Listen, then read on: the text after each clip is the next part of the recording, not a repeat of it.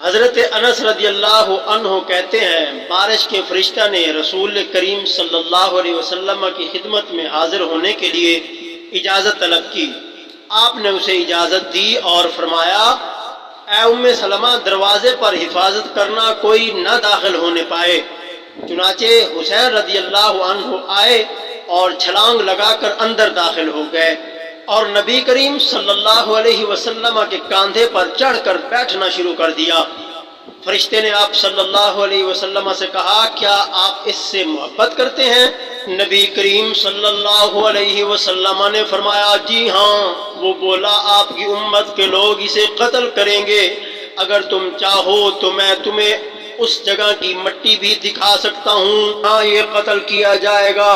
فرشتے نے اپنا پر مارا اور سرخ رنگ کی مٹی لا دکھائی۔ چنانچہ ام سلمہ رضی اللہ عنہا نے وہ مٹی اٹھا لی اور اپنی چادر کے آنچل میں باندھ لی۔ حضرت انس رضی اللہ عنہ کہتے ہیں ہم کیا کرتے تھے کہ حسین رضی اللہ عنہ کربلا میں قتل کیے جائیں گے۔